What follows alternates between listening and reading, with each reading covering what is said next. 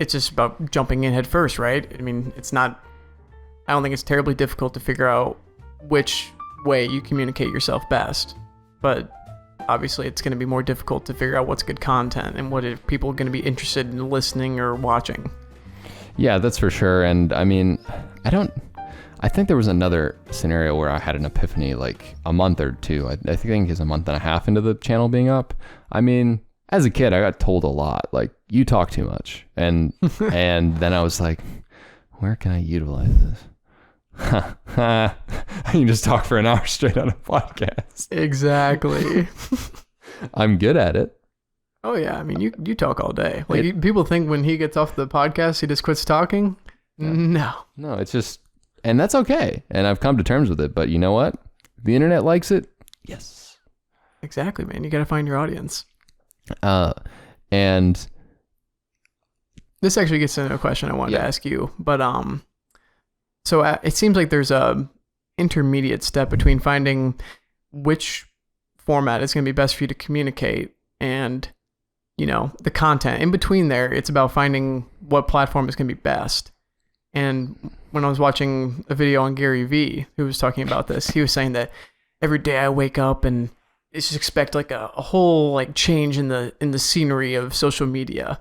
Do you think that we need to continue adapting ourselves and putting ourselves on more and more platforms that conform to video or audio or what have you? Like if you're a podcaster, should you really be hopping on Clubhouse right now because that's the new wave? If you're a videographer, do you need to be on TikTok even if it doesn't fit with the professional mold that you're trying to build on YouTube per se? Yeah, I think that's a really good question because we've talked about whether I'd go on TikTok or not. Mm-hmm. You know, I don't know. Gary Vee does fall into the under the umbrella of hustle culture and believing that content is king, and he means quantity of content and wide array of content and spreading out where you're at. I believe in spreading out where you're at mainly due to the what if doomsday scenario. So like if YouTube or Google internally combusts, mm-hmm. for us, it's like, okay, well, I guess we got to rely on the podcast from there on. So we do have multiple areas that we're in. You always want to grow you want to grow multi-channels. Like you want to go for a multi-channel strategy. However, it does kind of, I don't know, I do get a little bit on whether I want to go out and make TikToks. Like, I don't know, if there was another thing I could ask for help with, it would be just easily converting like the most entertaining, like 45 seconds of each podcast clip, and then like having you like schedule that on like Instagram and then on like TikTok or something. Yeah. Like that's a reasonable way to do it. It just bothers me though, because TikTok's just so Yeah, and it seems that if you want to cast that wide net, you would have to change the nature of your content just to fit within that circumstance. Like a YouTube clip doesn't always make sense as a TikTok because it's just not the way that TikTok works. It works much better to make a TikTok with their interface, just because I don't know, I don't really get TikTok all that much, but it's just the format. It's just the way that reels work on there, you know? So it seems that you would have to compromise yourself in so many different places just to be able to cast that wide net. So I think there's a difference between not putting all your eggs in one basket and just spreading yourself as thin as possible. Yeah, I think that's definitely true, because then when you start trying to create content for each platform, that's when you're spreading yourself thin. I feel like if you repurpose content tastefully, that's okay. Like I remember watching a video actually about Ali Abdaal, one of his editors.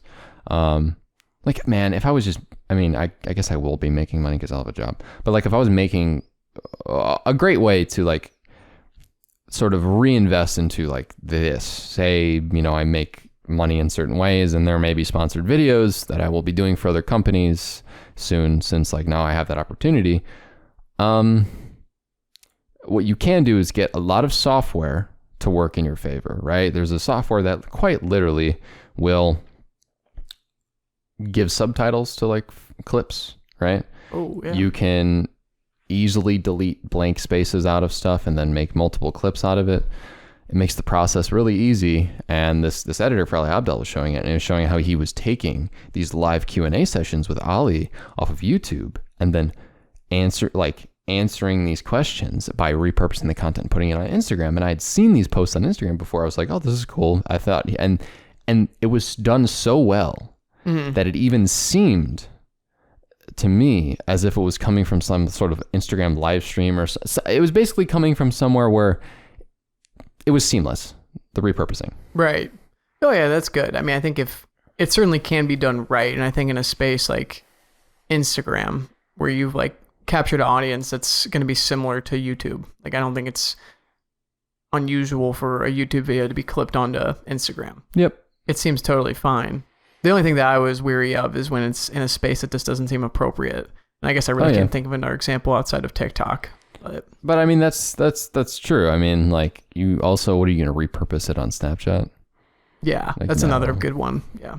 And that's where it's kind of hard, because in a lot of ways, you know, some teams just don't have enough manpower to like get that personal brand on every platform going well. Not every platform is built for people's personal brands. Like, I feel like for me, actually, what would help a lot is if I like gained a better LinkedIn presence.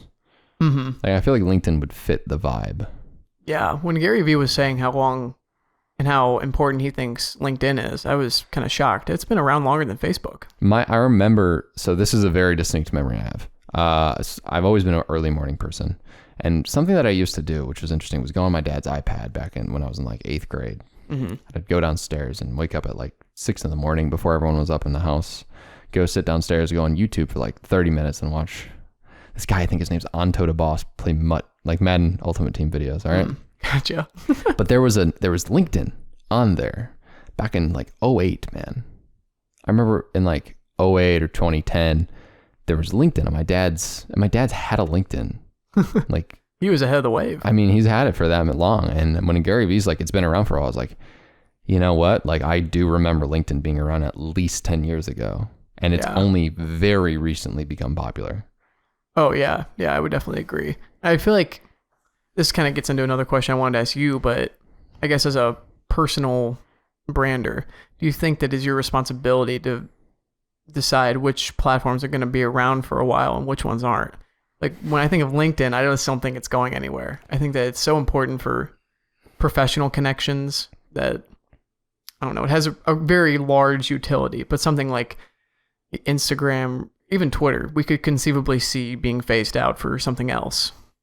Yeah, and that's actually a very good point you made about the LinkedIn thing. It's it doesn't, I'm not saying it's infallible. It's not like it's going to always exist, and I'm not going to make that assumption, but you can see the infrastructure exists. That why would it stop existing? Like, business will always continue to be a thing.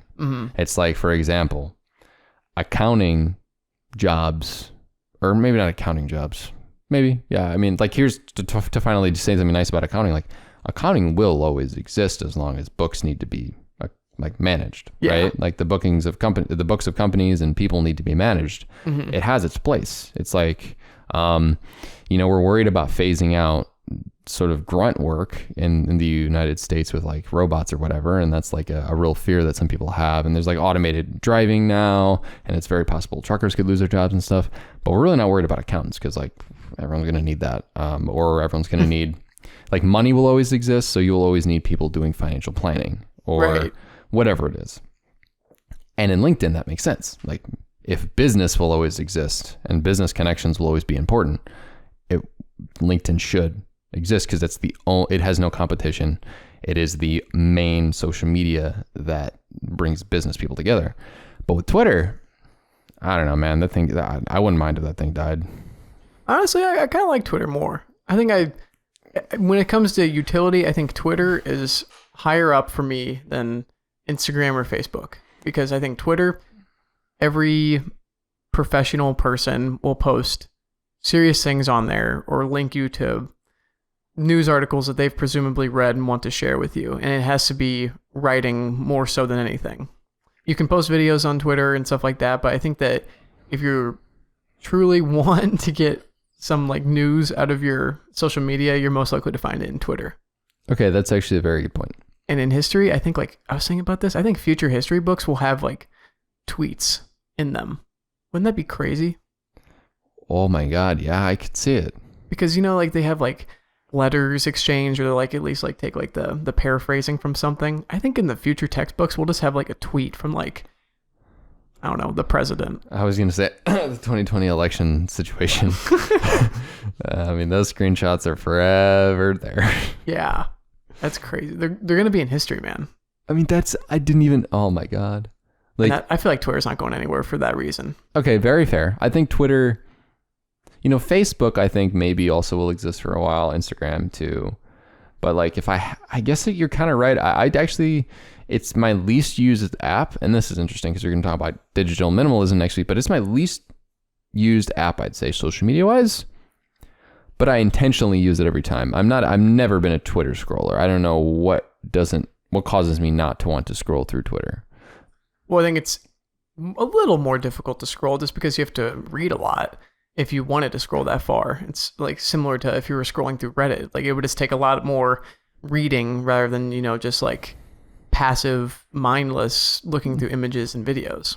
Exactly. And the great thing I would say about Twitter is you're right. Like a lot of instantaneous news, you just type something in the top, you press latest, and then you get the most up-to-date news on whatever. Like, I feel like that's actually a decent way to keep up really informed with current stuff. If you're like mid-event and you want to know things like this, I mean, like once again, during the election and stuff, like if you wanted to know like the new batch of votes dropped or whatever, because it was so painstakingly long, like, but if you're really focused and you had the right people that you were following and you kept checking, that's the only way I've like really used Twitter. It's actually, the utility of it's pretty high up there in comparison to Instagram or Facebook for me. Right. And that gets in my next question. So if we have a high utility app, let's say Twitter for this example, should someone that would fit the mold of how they share their content, let's say it's a writer, that seems to be the one that Twitter caters to the most. If you are a writer and it makes sense that you have an audience on Twitter, should we be on there? Or is it more important to find yourself on your own website or on like some kind of blogging website like Medium or something like that? If you want to see this episode or any other episode of the Rise Productive podcast, make sure to go and check the show out on Apple Podcasts, Spotify, and anywhere else that you can find podcasts today.